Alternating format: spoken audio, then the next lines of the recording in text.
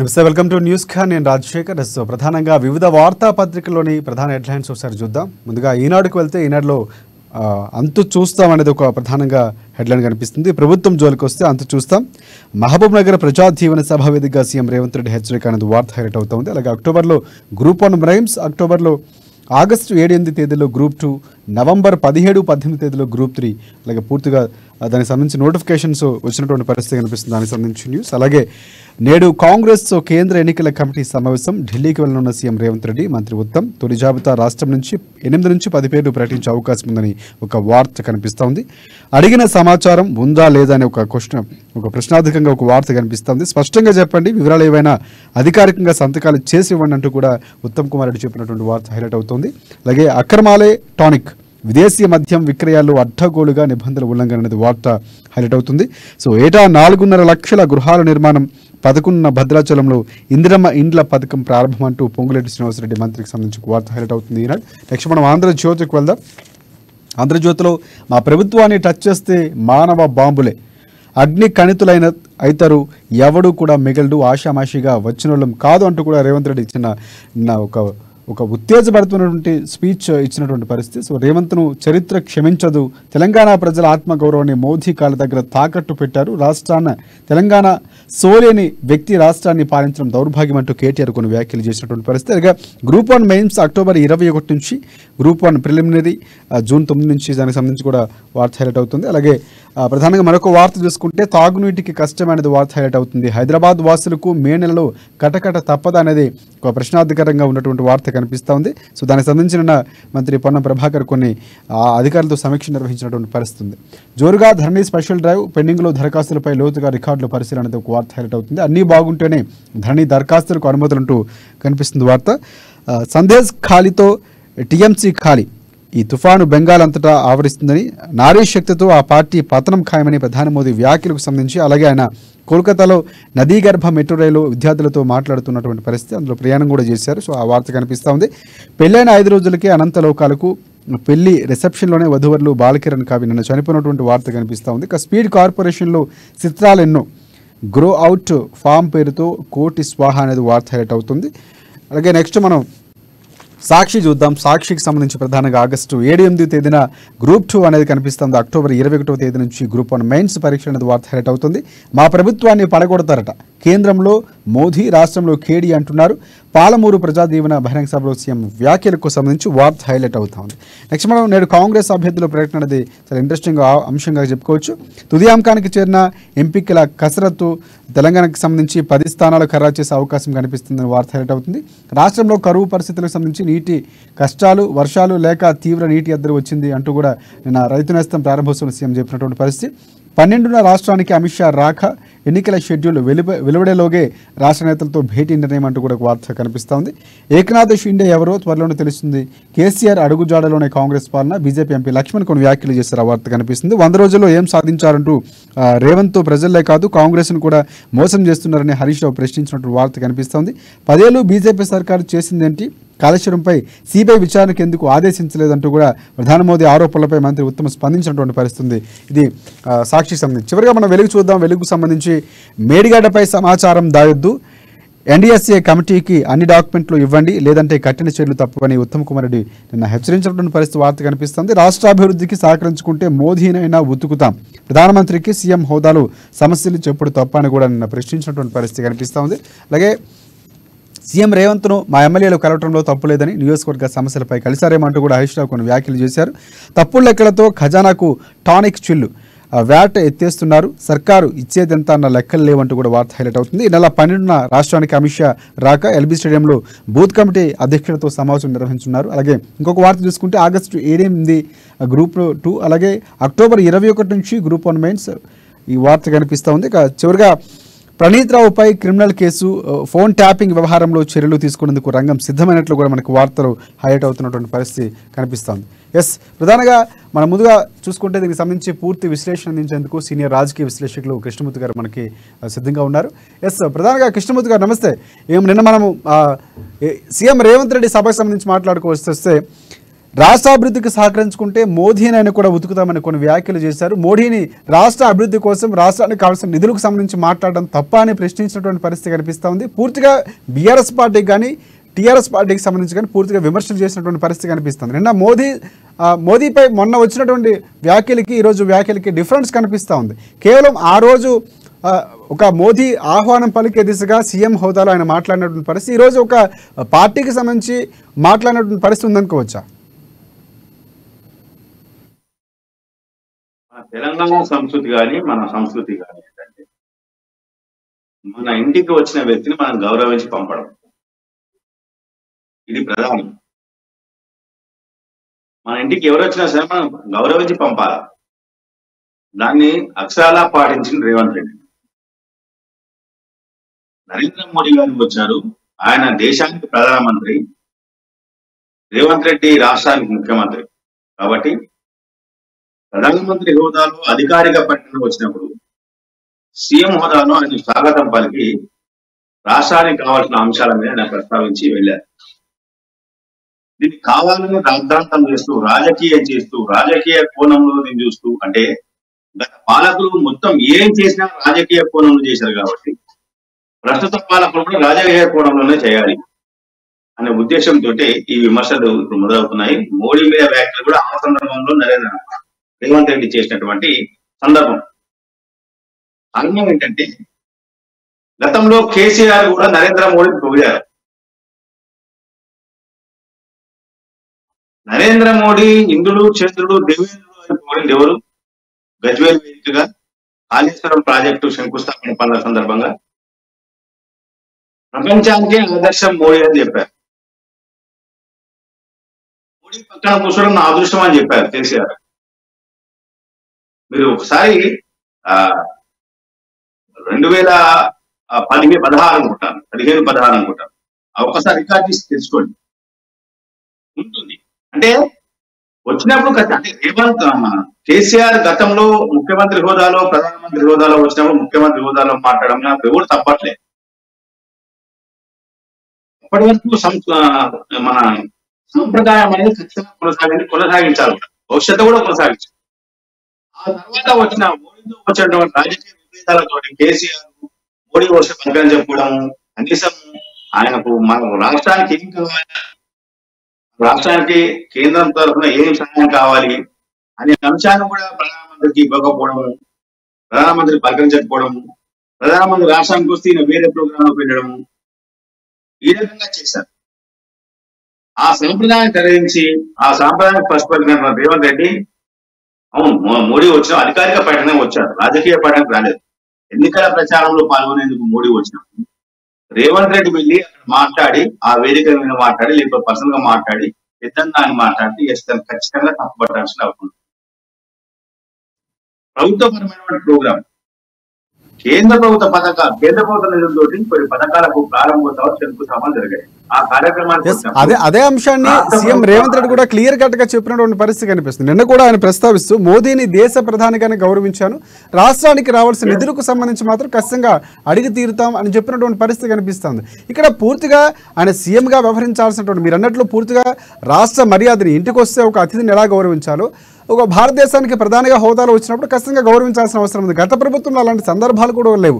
ఇంకా నిన్న ఇంకొక అంశం మాట్లాడితే రేవంత్ను చరిత్ర క్షమించదని కూడా ఆంధ్రజ్యోతికి సంబంధించి ఒక వార్త వచ్చింది హరీష్ రావు కామెంట్స్ సంబంధించి. సో మనం దాన్ని ఒకసారి చూసుకుంటే తెలంగాణ ప్రజల ఆత్మగౌరవాన్ని మోదీ కాళ్ళ దగ్గర తాకట్టు పెట్టారని చెప్పినటువంటి పరిస్థితి కనిపిస్తుంది. ఇదే నేతలు గతంలో మీరు చెప్పినట్టు పొగిడినటువంటి పరిస్థితి, మోదీని అందలాన్ని ఎక్కించినటువంటి పరిస్థితి మళ్ళీ ఈ విధంగా కామెంట్ చేయడం ఏ విధంగా చూడొచ్చు? అంటే వాళ్ళు ఏమంటే తను చేస్తే సంసారము, ఇంకోటి చేస్తే ఇంకోటి అంటారు. ఆ రకంగా ఉంది బీఆర్ఎస్ నేత పరిస్థితి. వాళ్ళు చేసినప్పుడు అన్ని కరెక్టే, సాంప్రదాయాన్ని కొనసాగించాలి తప్పే ఉందని మాట్లాడతారు. ఇవాళ సాంప్రదాయాన్ని మళ్ళీ పునరుద్ధరించి కొనసాగిస్తామంటే ఇదేంటని మాట్లాడతారు. ముందు వాళ్ళకు వాళ్ళు ఆత్మవిమర్శ చేసుకోవాలి. ఏం చేశాం గతంలో? ఒకసారి కేసీఆర్ వాళ్ళు మన హరీష్ రావు చూసుకోవాలి. మా నాయన మాట్లాడి మా మామయ్య మాట్లాడినప్పుడు మా మామ కూడా ఇదే మాట్లాడింది కదా మరి అని హరీష్ రావు అనుకోవాలి కదా. Yes. మరొక అంశం తెలంగాణ సోయి అయినటువంటి ఒక ముఖ్యమంత్రి ఒక వ్యక్తి తెలంగాణ పాలించడం కరెక్టేనా, ఇలాంటి వ్యక్తి పాలించకూడదు అనుకున్న స్టేట్మెంట్స్ కేటీఆర్ ఇచ్చినటువంటి పరిస్థితి నేను ట్విట్టర్ వేదికగా ఎవరికి తెలియలేదు. మొదటి నుంచి తెలంగాణలో ఉన్నది ఎవరు? అమెరికా సమీపం నుంచి రాజకీయాలు చేసింది ఎవరు? సరైన సమయం అంటే ఉద్యమ సమయంలో కేసీఆర్ ఖచ్చితంగా ప్రజలు పట్టం కట్టబోతున్నారు అని తెలుసుకొని ఆలోచనగా ఊడిపడింది ఎవరు? అమెరికా నుంచి. 2001లో ఉద్యమం స్టార్ట్ అయినప్పుడు ఎక్కడున్నారు కేటీఆర్? ఎక్కడున్నారు? కవిత ఎక్కడున్నారు? వీళ్ళు చెప్పాలి కదా. తోడి లేదు అని మా ఆశ భాష ప్రాస మాకు వస్తాయి, మేము మంచి మాటకాళ్ళము, మేము మాట్లాడగలము అని అనుకుంటే వాళ్ళకు వాళ్ళే ఫూల్స్. రావచ్చు, భాష మీద పట్టుండొచ్చు, తప్పులేదు, ఉండని. అంత మాత్రం ప్రజలేదో మా వ్యాసము భాషను చూసి మమ్మల్ని ఆకాశానికి ఎత్తారు అనుకుంటే అది అక్కడే మోసపోయింది, మళ్ళీ అక్కడ బోల్తా పడుతున్నారు. ఎస్ కృష్ణమూర్తి గారు, ఇంకోటి బీజేపీ బీఆర్ఎస్ పార్టీకి సంబంధించి గతంలో ఒకటైన వ్యాఖ్యలు వస్తే ఇప్పుడు బీఆర్ఎస్ పార్టీ మరొక వ్యాఖ్యలు ఉన్నాయి. హరీష్ రావు కొన్ని వ్యాఖ్యలు చేసినట్టు కాంగ్రెస్ పార్టీ అలాగే హరీష్ రావు సంబంధించినటువంటి వ్యాఖ్యలు చేస్తే కాంగ్రెస్ పార్టీకి సంబంధించి రేవంత్ రెడ్డి సంబంధించి బీజేపీకి అనుకూలంగా ఉన్నారని కొన్ని వ్యాఖ్యలు చేస్తూనే బీజేపీ మా ఎంపీలు లాగేసుకునే ప్రయత్నం చేస్తుందని కూడా కొన్ని వ్యాఖ్యలు చేసినటువంటి పరిస్థితి కనిపిస్తోంది. సో కొన్ని రోజుల్లో దిగిపోయే బీజేపీ ప్రభుత్వానికి ఎందుకు సపోర్ట్ చేయాలి, అంతలో ఎందుకు మాట్లాడాలని కూడా ప్రశ్నించినటువంటి పరిస్థితి. ఎవరు లాక్కున్నారు, ఎంపీలను ఎవరు లాక్కున్నారు? గత 10 సంవత్సరాలుగా తెలంగాణ రాజకీయాల్లో ఏం జరుగుతున్నది, ఏం జరిగింది అనే చరిత్ర తెలుసుకోవాలి కదా.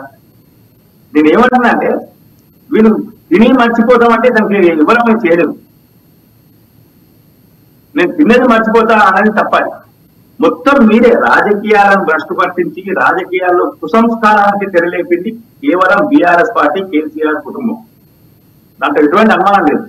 తెలంగాణ రాజకీయాలను పూర్తిగా డబ్బులతో ముడిపెట్టి ఎటువంటి విలువలు పాటించకుండా, అంటే భాషలో కానీ రాజకీయ వ్యవహారంలో కానీ రాజకీయ నిర్ణయాల్లో కానీ మొత్తంగా భ్రష్టు పట్టించి కేవలం కేసీఆర్ కుటుంబం మాత్రమే. దీంతో ఎటువంటి అనుమానం లేదు. పార్టీ ఫిర్యాదులను ప్రోత్సహించింది ఎవరు? పార్టీ ఫిర్యాదుల మీద స్పీకర్ తీస్తే స్పీకర్ శాసనసభా పక్ష నేతలు అంటే విపక్ష పార్టీలు. ఒక రకంగా చెప్పాలంటే అలాంటి సంస్కృతికి కేసీఆర్ టీఆర్ఎస్ ప్రభుత్వం అప్పుడు టీఆర్ఎస్ ప్రభుత్వమే నాంది పలికింది అనుకోవచ్చు. నిజంగా కేసీఆర్ నుంచే స్టార్ట్ అయినటువంటి పరిస్థితి, ఇతర ఎమ్మెల్యేలు తీసుకోవడం ఆహ్వానించేటటువంటి పరిస్థితి. సో గత ప్రభుత్వంలో అక్కడి నుంచే మొదలైనటువంటి పరిస్థితి. నేను అదే ఈ మొత్తానికి ఈ కుసంస్కారానికి రాజకీయాల్లో ఈ దుర్గతికి కారణం కేసీఆర్ కుటుంబం మాత్రమే. దీంతో ఎటువంటి అనుమానం లేదు. వాళ్ళని పక్కకు పెట్టి ఏదో ఇప్పుడే మమ్మల్ని గుంజుకుంటున్నారు, మా ఎంపీ క్యాండిడేట్ గుంజుకుంటున్నారు. ఎట్లా గుంజుకుంటారండి? ఏదో చిన్నపిల్లలు చేసి స్టార్ట్ అయ్యి గుంజుకోనికి ఎవరు గుంజుకుంటారు సార్? రాముడు గారు బీజేపీలోకి ఎగ్జాంపుల్ చెప్తున్నాను నేను. ఆయన కేటీఆర్ స్వయంగా ఫోన్ చేసి నేను దాన్ని ఈ పార్టీ రానని చెప్పారు. అది గుంజుకున్నట్ట పోయినట్ట? కనీసం ఉండాలి కదా కొంచెం రాజకీయ నేతగా, ఒక మాజీ మంత్రిగా, ఒక స్టేటస్ వ్యక్తిగా ప్రజలు ఏమనుకుంటారు నేను మాట్లాడినప్పుడు, ప్రజలు నా వ్యాఖ్యల మీద ఏం చర్చించుకుంటారు ఒక్కసారి వెనక తిరిగి చూసుకోవాలి. వ్యాఖ్యలు చేసిన తర్వాత మళ్ళీ ఆ వ్యాఖ్యలను ఏమొస్తుంది ప్రజాస్పందన అని ఒకసారి పరిశీలించుతూ మరోసారి వ్యాఖ్యలు చేసింది కూడా ముందుకు వచ్చేందుకు అవకాశం ఉండవు. కాబట్టి ఈ రకంగా ఇష్టానుసారంగా మాట్లాడి ఏదో ప్రజలను మసిపూసి మామిడికాయ చేద్దాం, ఇంకా మసిపూస్తాం, ఇంకా మామిడికాయ చేద్దాం అనుకుంటే ఇట్లా అవుతుందని. ఇంకోటి అంటే ఇప్పుడు ప్రస్తుత పరిస్థితుల్లో బీఆర్ఎస్ పార్టీ గడ్డుకాలం అనుభవిస్తుంది. ఈ పరిస్థితులు తప్పించుకునేందుకు గతంలో జరిగినవో లేకపోతే లేనిపోయిన ఆరోపణలు చేసే ప్రయత్నం ఇక్కడ ఉన్నటువంటి గత మంత్రులు చేస్తున్నారు. ప్రభుత్వం సంబంధించినటువంటి ఆరోపణలు చేయడం అనేది బీఆర్ఎస్ పార్టీ పనిగా పెట్టుకుంది అనుకోవచ్చు మనం. సార్ బీఆర్ఎస్ మొదటి నుంచి చేసేది అటెన్షన్ డైవర్షన్ పాలిటిక్స్. దృష్టి మళ్లించడం, సమస్యల పై నుంచి దృష్టి మళ్లించడం, విమర్శల పై నుంచి దృష్టి మళ్లించడం బీఆర్ఎస్ చేసేది. అధికారంలో ఉన్నప్పుడు అదే కోణంలో చేశారు, అదే స్థాయిలో చేశారు. ప్రతిపక్షంలోకి వచ్చినప్పుడు అది చేస్తా ఉన్నారు. కాళేశ్వరం ప్రాజెక్టుకు సంబంధించి కానీ లేకపోతే లిక్కర్ దీనికి సంబంధించి కానీ టానిక్ దీనికి జరుగుతుంది కదా, వీటికి సంబంధించి కానీ లేదు అంటే మిగతా అంశాల మీద ఏదైతే పశుసంవర్ధక శాఖ కుంభకోణాలు కానీ ఇవన్నీ బయటకు వస్తా ఉన్నాయి. ఆ డిఎస్పీ ప్రణీత్ రావు చేసినటువంటి ఫోన్ ట్యాపింగ్ వ్యవహారం, ఇవన్నీ బయటకు వస్తా ఉన్నాయి. అంటే అధికారంలో ఉన్నప్పుడు అన్ని వ్యవస్థలను భ్రష్టు పట్టించి అధికార దుర్వినియోగం పాల్పడ్డ వ్యవహారాన్ని ఇప్పుడు తెరపైకి వస్తా ఉన్నాయి. అంటే ప్రజల్లోకి వెళ్ళకూడదు, ప్రజల్లో చర్చకు రాకూడదు, ప్రజల్లో ఏ మాత్రం ప్రజలకు ఈ విషయం తెలియకూడదు. అంటే వాళ్ళు చేసిన పాపాలు ప్రజలకు తెలియదు, వాళ్ళు ఎన్ని రకాల పాపాలు చేసి ఎన్ని రకాల దోపిడీ చేసి తెలియకుండా ఉన్నారంటే ఇట్లాంటి ఈ చిల్లర విమర్శలతోటి వీళ్ళు ముందుకెళ్ళాలనుకుంటున్నారు. ఎస్ మరొక అంశం ప్రధానంగా చూసుకుంటే, అంటే ఇంత బలమైన పార్టీ అని చెప్పుకునేటువంటి ఇప్పటికీ మేకపోత గాంభీర్యాన్ని ప్రదర్శిస్తున్నటువంటి పరిస్థితి. సో ఇంకొక అంశాన్ని మనం ప్రస్తావించాల్సి వస్తే, సో ఎందుకు అసలు పూర్తిగా బీఎస్పీకి సంబంధించినటువంటి పొత్తు పెట్టుకోవడం, ఆర్ఎస్ ప్రవీణ్తో పొత్తు పెట్టుకోవడం ఏ విధంగా చూడొచ్చు? కోనేరు కోన పనికి పార్టీకి వెళ్ళిపోయినటువంటి పరిస్థితి, ఆయన కాంగ్రెస్ పార్టీలో కూడా చేరినటువంటి పరిస్థితులు కనిపిస్తున్నాయి. సో ఇక్కడ పూర్తిగా సింహం సింగిల్గానే వస్తుందని గతంలో కేటీఆర్ కొన్ని వ్యాఖ్యలు చేశారు మన ఎన్నికలకు సంబంధించి. ఇప్పుడు ఆ సింహం సింగిల్ ఏమైనటువంటి పరిస్థితి? సింహం సింగిల్ గా వస్తుందంటే వెంటనే రేవంత్ రెడ్డి కౌంట్ ఇచ్చారు, బోన్లు సిద్ధంగా పెట్టినామని. ఇక్కడ బోన్లు ఎక్కున్నట్టే. అంటే రేవంత్ రెడ్డి పెట్టిన బోన్లు కాకుండా తనకు తాను పెట్టిన బోన్లునే వాళ్ళు పడ్డారు. సింహం సింగిల్ గా వచ్చేది అయిపోయింది. సింహం సింగిల్ ఎక్కడ సార్? సింహం పువ్వు అసలు పువ్వు దాన్ని ఏమంటారు, ఏ జవసత్వాలు లేని సింహం లాగా తయారైపోయింది. సింహాన్ని చూసి నక్కగా ఇంకా మిగతా కుందరు కూడా భయపడే పరిస్థితి లేదు అక్కడ. ఆ తరహాలో అంటే స్వయంకృత అపరాధం ఇదంతా ఈ స్థాయికి తీసుకొచ్చి నిన్నటి వరకు విమర్శించి నిన్నటి వరకు తిట్టిపోతున్న పార్టీలను పిలుచుకొని మాట్లాడుకొని వాళ్ళతో పొత్తు పెట్టుకుంటాం అని చెప్పడం అనేది ఇది ఓన్లీ ఉనికి కోసం ప్రయత్నించడమే. ఉనికి పోయింది. పార్లమెంట్ ఎన్నికల్లో ఆ పార్టీకి ఓట్లు వచ్చే పరిస్థితి లేదు, సీట్లు వచ్చే పరిస్థితి లేదు. ఏదో ఒక రకంగా వెళ్ళాలి. నిన్న వరకు చెప్పారు, ఎంఐఎం మా మిత్ర పార్టీ ఖచ్చితంగా మేమిద్దరం సెలవు హెలికాప్టర్ వేసుకుంటాం, సెలవు హెలికాప్టర్ వేసుకుని దేశవ్యాప్తంగా తిరిగి దేశంలో మార్పు కోసం మేము ప్రయత్నం చేస్తాం అని చెప్పింది.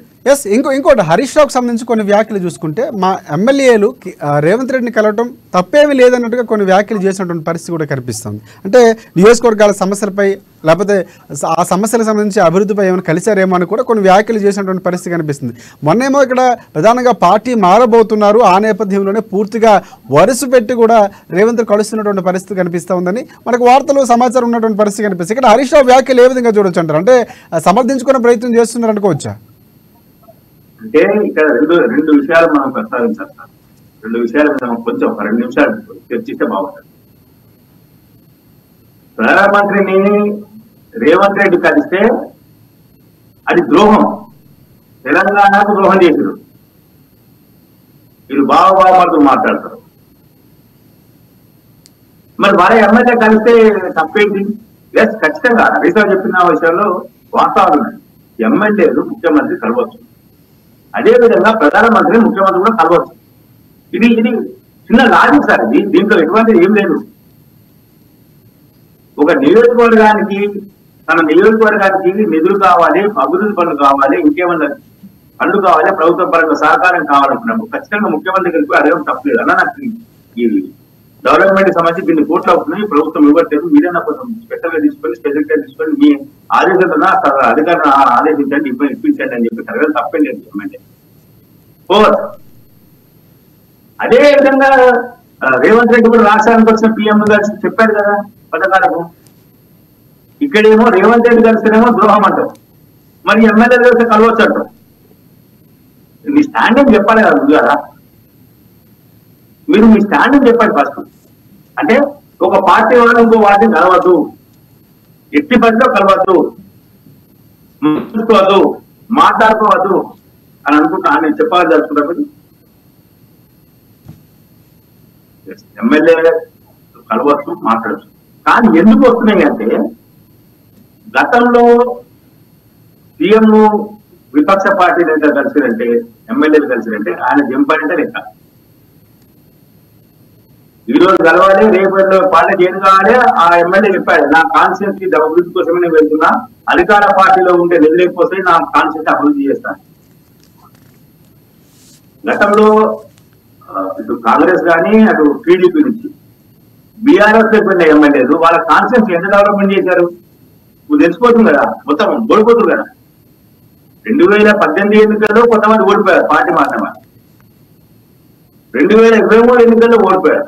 మరి నిజంగా అభివృద్ధి చేసి ప్రజల్లో ఉండి ప్రజల కోసం పనిచేసిన వాళ్ళకి పార్టీ మారిన ప్రజలు ఆదరించాలి కదా. కాన్స్టిట్యూన్సీ ప్రజలు వాళ్ళు ఆదరించలేదు కదా.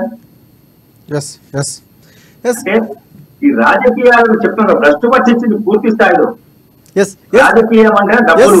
కృష్ణమూర్తి గారు ఇంకోటి నిన్న రేవంత్ రెడ్డి మరొక కొన్ని వ్యాఖ్యలు చేశారు. మనం అది ఒకసారి చూసుకుంటే బీఆర్ఎస్ బీజేపీ 10 ఏళ్ళు పవర్లో ఉండి కూడా పాలమూరుకు జాతీయ హోదా ఎందుకు తేలదని ప్రశ్నించినటువంటి పరిస్థితి రెండు పార్టీలు కూడా సీఎం రేవంత్ రెడ్డి కనిపిస్తూ ఉంది.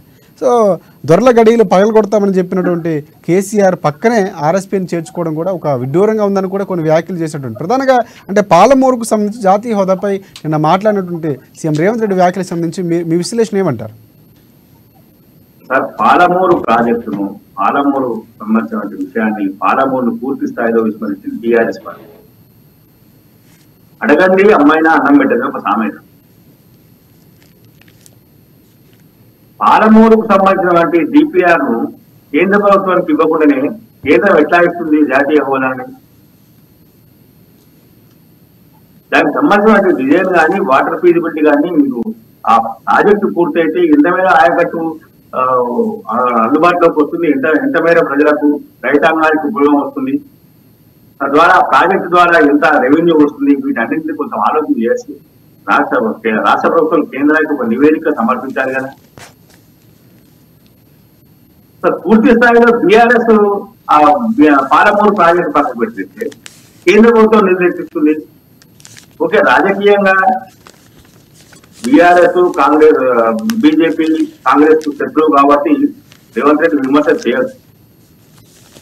కానీ రాష్ట్ర ప్రభుత్వం ఇవ్వకుండా కేంద్రం ఏ రకమైన చర్య తీసుకున్నందుకు నిర్ణయాలు తీసుకునేందుకు అవకాశం లేదు. కేంద్రం ఇచ్చిన 10 పైసాకు రాష్ట్రం ఖచ్చితంగా లెక్కలు చెప్పాల్సిన అవసరం ఉంటుంది.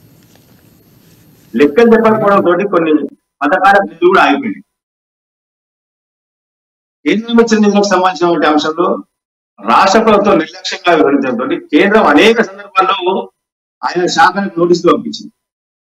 మేము పలానా పథకం కింద నిధులు ఇచ్చాము, దాని లెక్కలు చెప్పండి. వీళ్ళు లెక్కలు చెప్పలేదు. ఈ రకంగా అంటే కేంద్రంతో సఖ్యతగా లేకపోవడంతో ఈ సమస్యలన్నీ ఉత్పన్నమైంది. ట్రిపుల్ ప్రాజెక్టు సంబంధించిన ప్రాజెక్టు విషయంలో కేంద్రం అన్ని రకాలుగా అనుమతికి సిద్ధంగా ఉంది. కానీ రాష్ట్ర ప్రభుత్వం భూసేకరణ చేయలేము, మేము ఇయ్యము, దానికి సంబంధించిన డబ్బులు చెల్లించాలి. ఇంకోటి ప్రధానంగా బీజేపీపై మోదీపై కూడా కొన్ని మోదీ ఖేడి అని వ్యాఖ్యలు చేస్తున్నాయి. ఇంకోటి కేంద్రంలోని భాజపా ప్రభుత్వం మనకు నిధులు అవసరమైన అనుమతులు ఇవ్వకపోతే చాకరేవు పట్టి చిరిగేదాకా ఉతికే బాధ్యత కూడా తీసుకుంటారని ప్రధాని మోదీకి సంబంధించి బీజేపీ ప్రభుత్వానికి సంబంధించి కూడా కొన్ని వ్యాఖ్యలు సీఎం రేవంత్ రెడ్డి చేసినటువంటి పరిస్థితి. అంటే ఖచ్చితంగా రాష్ట్రం పూర్తి స్థాయిలో నివేదికలు ఇచ్చిన తర్వాత కేంద్రం దానికి సంబంధించిన విషయంలో నిర్లక్ష్యంగా వహిస్తే నిర్ణయం జరగాల్సిన అవసరం ఉంటుంది. నిర్ణయం అనేక సందర్భాల్లో అనేక రాష్ట్రాలు కేంద్ర ప్రభుత్వం ప్రశ్నిస్తా ఉన్నాయి, అడుగుతా ఉన్నాయి. వాటికి సంబంధించి కేంద్రం కూడా ఎప్పటికప్పుడు సమాధానం చెప్తా ఉంది. దానికి అడిగే హక్కు రాష్ట్రాలకు ఉంది. ఫెడరల్ వ్యవస్థలో రాష్ట్రానికి కొంత పరిధులు, దేశానికి కొన్ని పరిధులు ఉన్నాయి. ఆ పరిధిలోకి లోబడి పనిచేస్తేనే ఖచ్చితంగా కొంత గాడి ఆ బండి మంచి సక్రమంలో వెళ్తాం. కానీ ఎడ్డంగా వెళ్తే కొంచెం ఇబ్బంది పరిస్థితి ఉండే అవకాశం. నేను అదే అంటే రాష్ట్రానికి సంబంధించిన నిధుల విషయంలో కేంద్ర ప్రభుత్వం నరేంద్ర మోడీ ఉండొచ్చు, ఇంకెవరు ఉండొచ్చు ప్రధానమంత్రి, కానీ ఖచ్చితంగా కేంద్ర ప్రభుత్వం ఏ మాత్రం నిర్లక్ష్యం వహించినా నిలవేయచ్చు. ఖచ్చితంగా నిలవేయాలి కూడా. అప్పుడే వాస్తవం ఏంటని తెలుస్తుంది. అంటే కేంద్ర ప్రభుత్వం రాష్ట్రం పట్ల సావిత్రాల ప్రేమ చూపిస్తుందా, లేదు కరెక్ట్ గానే ఉంటుందా, వ్యవహరిస్తుందా? పారదర్శకంగా ఉంటుందా అన్న విషయంలో కూడా స్పష్టత వచ్చే అవకాశం ఉంది. కేంద్రం కొన్ని సందర్భాల్లో అంటే రాష్ట్ర ప్రభుత్వం పలానా ప్రాజెక్టుకు మాకు ఇంత కోర్టు కావాలి సహకరించండి అన్నప్పుడు కేంద్రం కొన్ని తనకున్నటువంటి అనుమానాల నివృత్తి కోసం కొంత సమాచారం అడుగుతుంది. వాటిని ఇన్ టైంలో పంపించినప్పుడు అవసరమైతే అధికారులు వచ్చి వాళ్ళు పర్యవేక్షించుకొని వెళ్తారు, వాళ్ళు తనిఖీ చేసుకుంటారు, వాళ్ళు పరిశీలించి వెళ్ళేందుకు అవకాశం ఉంది కేంద్ర ప్రభుత్వంలో అధికారులు. వీటన్ని అధికారులు వచ్చిన వాళ్ళకి కావాల్సిన సమాచారం ఇచ్చి వాళ్ళకి ఇస్తే బాగుంటుంది. మేము ఇవ్వము, మేము రాము, మేము చేయము అంటే కొంత ఇబ్బందికరంగా ఉంటుంది. అదే విషయాన్ని కేంద్రం నిధులు ఇవ్వకపోతే ఉతికి ఆరేస్తా అన్నారు. ఉతికి ఆరేసి దాంట్లో ఎటువంటి అనుమానం లేదు. ఉతికి ఆరేసినప్పుడు దానికి సంబంధించినటువంటి అంశాన్ని కూడా ప్రజలు చెప్పాల్సిన అవసరం ఉంది. ఖచ్చితంగా చెప్తీరా. ఎందుకంటే మేము కేంద్రంతో కేంద్రం ఈ వివరాలు మేము ఇచ్చాము. నీతి ఆయోగ్ సమావేశం కూడా గత ప్రభుత్వం వెళ్ళలేదు. అనేక సందర్భాల్లో నీతి ఆయోగ్ రండి అని చెప్పేసి కేంద్ర ప్రభుత్వం ఆహ్వానం పంపించింది. నీతి ఆయోగ్ లో కొన్ని ఆర్థిక పరమైన అంశాల విషయంలో కానీ మిగతా అంశాల విషయంలో కొన్ని కీలకమైన నిర్ణయాలు తీసుకుంటాం. అట్లాంటి సమావేశం కూడా కేసీఆర్ వెళ్ళలేదు. సీఎం హోదాలకు వెళ్ళి రాష్ట్రానికి ఏం కావాలి, రాష్ట్రం నుంచి ఆదాయం ఎంత వస్తా ఉన్నది, కేంద్రానికి ఎంత వాటా పోతా ఉన్నది. అక్టోబర్లో గ్రూప్ 1 అంటే గ్రూప్ 1కి సంబంధించి గ్రూప్ 2, గ్రూప్ 3 డిఎస్సి వరుసగా ప్రభుత్వం పూర్తిగా నిరుద్యోగులు సమస్యలు అర్థం చేసుకుని నోటిఫికేషన్స్ ఒకేసారి రిలీజ్ చేయడం, అంటే గతంలో మాదిరిగా కాకుండా ఒకేసారి క్లియర్ కట్గా ఎవరైతే విద్యార్థులు పరీక్షలకు ప్రిపేర్ అవుతున్నారో వాళ్ళు పూర్తి స్థాయిలో దాని మీద కూర్చోవడానికి గ్రూప్ 1, గ్రూప్ 2, గ్రూప్ 3 అంటే వరుసగా అన్నింటికి డిఎస్సికి సంబంధించి అభ్యర్థులు అందరూ కూడా ఒకేసారి ఇలాంటి నోటిఫికేషన్ కాంగ్రెస్ ప్రభుత్వం ఇవ్వడం, అంటే గతంలో ఉన్నటువంటి పోస్టులకు యాడ్ చేస్తూనే గ్రూప్ 1, గ్రూప్ 3 కానీ ఇచ్చినటువంటి పరిస్థితి కనిపిస్తుంది. సో ఏ విధంగా చూడొచ్చు అంటారు? అంటే విద్యార్థులకు నిజంగా నిరుద్యోగులకు ఉపయోగకరమైనటువంటి దిశగానే కాంగ్రెస్ ప్రభుత్వం పనిచేస్తుంది, ఆ విధంగా ముందుకెళ్తుంది, నిర్మాణాత్మకంగా అనుకోవచ్చా? గతంలోనే కాంగ్రెస్ పార్టీ చెప్పింది ఎన్నికల సమయంలో కానీ అంతకన్నా ముందు కూడా